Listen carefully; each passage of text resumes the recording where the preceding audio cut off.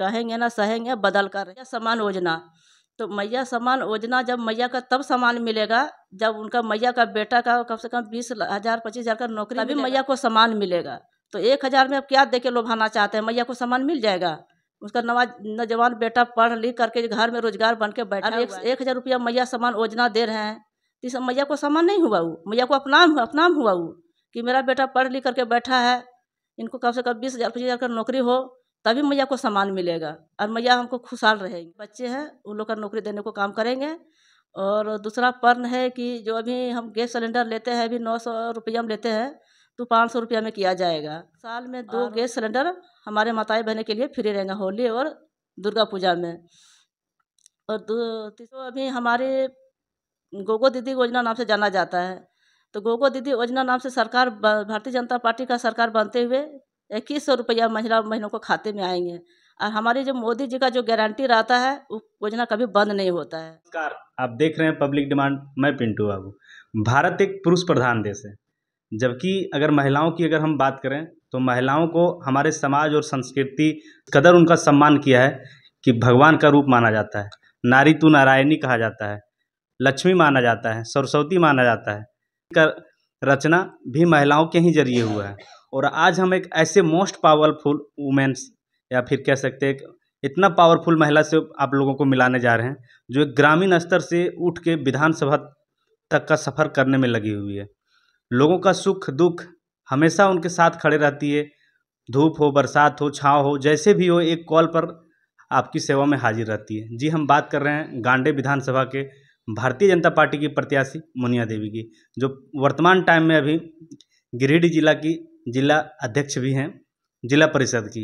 हमारे साथ इस वक्त मौजूद हैं। गांडे विधानसभा की रणनीति पर हम लोग चर्चा करेंगे और जानने का प्रयास करेंगे कि क्या कुछ रणनीति है इनका जिनसे ये गांडे विधानसभा को फतेह कर रही है। और ऐसी जगह पर फतेह करने के लिए भारतीय जनता पार्टी ने इनको नियुक्त किया है जहां पर मुख्यमंत्री हेमंत सोरेन की पत्नी कल्पना सोरेन खुद यहाँ की दावेदार हैं और वो भी पूरे जोर शोर के साथ मैदान में हैं। और उन्हीं के टक्कर में इन्हें भारतीय जनता पार्टी जैसे बड़ी पार्टियों ने अवसर दिया है। तो आप खुद ये अनुमान लगा सकते हैं कि ये कितना मोस्ट पावरफुल वुमेन्स होगी। आइए बात करते हैं और इन्हीं से सारी चीज़ों का आकलन करते हैं। आपका हमारे चैनल पर स्वागत है मैडम। बहुत बहुत धन्यवाद। मैं आपका चैनल का स्वागत करती हूँ और बधाई देती हूँ। मैडम, भारतीय जनता पार्टी इतनी बड़ी पार्टी है, उन्होंने आपको गांडे से अवसर दिया है और वो भी एक ऐसी महिला के विरुद्ध में आपको उतारा है जो कि मुख्यमंत्री की स्वयं की पत्नी हो। मुख्यमंत्री का भी चेहरा उनको रखा जा सकता है। पिछले उपचुनाव में उसको मुख्यमंत्री का चेहरा माना गया। क्या कुछ कहेंगे आप अपने शीर्ष नेताओं को? देखिए, शीर्ष नेता को मैं यही कहना चाहती हूँ कि पिछले बार वो ठग चुकी है। इस पिछले बार वो मुख्यमंत्री चेहरा ले करके गांडे विधानसभा का प्रत्याशी बनी और लोगों के घर घर जाके समझाने को काम किए कि हम जीत कर यहाँ से जाएंगे तो मुख्यमंत्री को चेहरा बनेंगे, लेकिन लोगों का ऐसा देखने में नहीं मिला। तो इस बार भारतीय जनता पार्टी ने मुझ पर विश्वास जताई है, मुझे टिकट मिला है।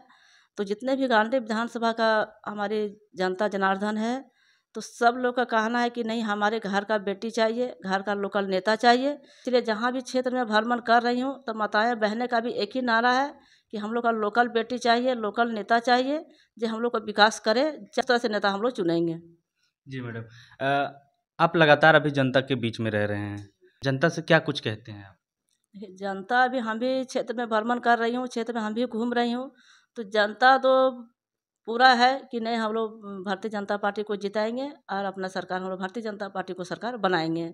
क्या कुछ आप गांडे विधानसभा में जन समस्या को देख पा रहे हैं?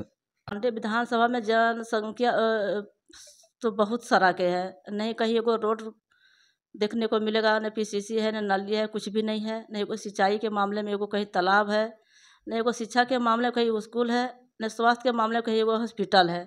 तो लोगों को मतलब वहाँ से आना पड़ता है, बहुत दूरी दूरी में हमारे गांडे विधानसभा का क्षेत्र है, बहुत दूरी दूरी में है। इनको मतलब आना पड़ता है, आनन फानन में गिरिडीह आना पड़ता है। और जिस गांव में मैं कहीं कहीं घुस रही हूँ तो वहाँ वो गांव में ऐसा मतलब जगह है कि वहाँ एम्बुलेंस तक नहीं पहुँचने को कोशिश करता है कि एकदम नाली टाइप का, गड्ढा टाइप का रोड है।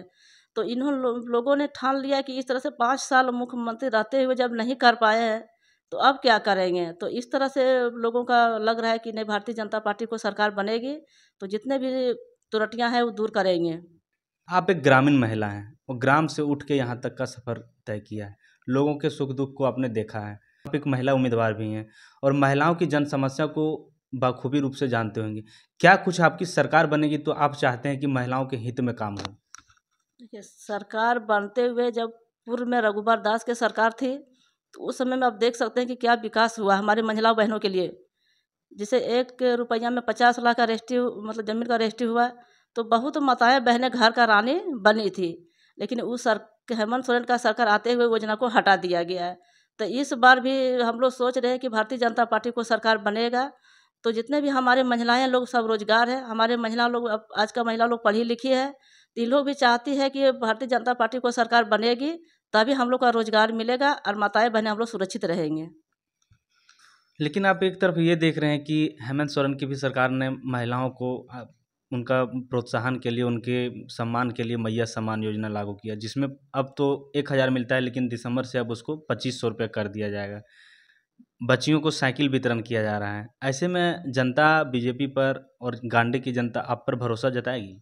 देखिए, बच्चियों का साइकिल जो वितरण कर रहे हैं वो अपना घर से नहीं दे रहे हैं। जो सरकार का काम है तो वो तो करेगा ही, कोई भी सरकार आएगा वो भी करेगा ही, तो अपना घर से तो नहीं दे रहे हैं। लेकिन रहा ये मैया सम्मान योजना, तो मैया सम्मान योजना जब मैया का तब सम्मान मिलेगा जब उनका मैया का बेटा का कम से कम 20,000 25,000 का नौकरी मिलेगा, तभी मैया को सम्मान मिलेगा। तो 1,000 में अब क्या दे के लुभाना चाहते हैं? मैया को सम्मान मिल जाएगा। उसका नौजवान बेटा पढ़ लिख करके घर में रोजगार बन के बैठा हुआ है, और 1,000 रुपया मैया सम्मान योजना दे रहे हैं, तो इस मैया को सम्मान नहीं हुआ। वो मैया को अपनाम हुआ वो, कि मेरा बेटा पढ़ लिख करके बैठा है, इनको कम से कम 20,000 25,000 का नौकरी हो, तभी मैया को सम्मान मिलेगा और मैया हमको खुशहाल रहेंगे। कुछ जनता समर्थन दे देती है, आप यहाँ की विधायक बन जाती हैं, तो सबसे पहले क्या कुछ करिएगा गांडे के लिए ताकि यहाँ के जन समुदाय को ज़्यादा लाभ हो? यहाँ के जीतने के बाद सबसे पहले जो शिक्षा का व्यवस्था है सबसे पहले वो करूँगी, स्वास्थ्य का व्यवस्था है वो पहले करूँगी, और उसके बाद जितने हमारे माताएं बहनें हैं, कि हमारे जो अभी बच्चे लोग, पुरुष लोग, भाई महिला लोग जो बाहर के लिए पलायन कर रहे हैं, तो इसके लिए हम लोग पलायन कैसे हमारे झारखंड में रुके, मैं सबसे पहले उस पर ध्यान देंगे और माताएं बहनें को रोजगार देने को काम करेंगे। कि हमारे बहुत सारा माताएं बहनें आज का डेट में पढ़ी लिखी है, वो भी छोटा छोटा रोजगार चाहती है। तो रोजगार देने के बाद अपना घर परिवार देखते हुए, अपना बच्चों पति को संभालते हुए, इन्होंने अपना घर परिवार को देखेंगे और अपना आत्मनिर्भर बनेंगे और अपना घर परिवार को चलाएंगे। जनता को क्या कहेंगे आप, गांडे की जनता को? जनता को मैं सबसे पहले धन्यवाद देती हूँ, बधाई देती हूँ कि आप हमें, मतलब भारतीय जनता के पार्टी में बहुत लोग जुड़े और भारतीय जनता पार्टी को सीट निकालने को काम करें। और हमारे साथ भारतीय जनता पार्टी सब जुड़े हुए हैं, अब बहुत ललायत है, बहुत खुशहाल है।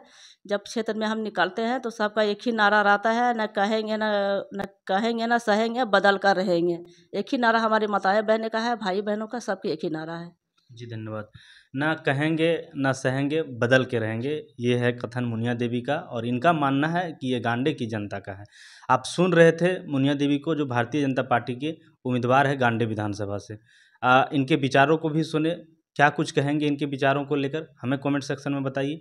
मिलते हैं नए वीडियो में। जनता जनार्दन की जय।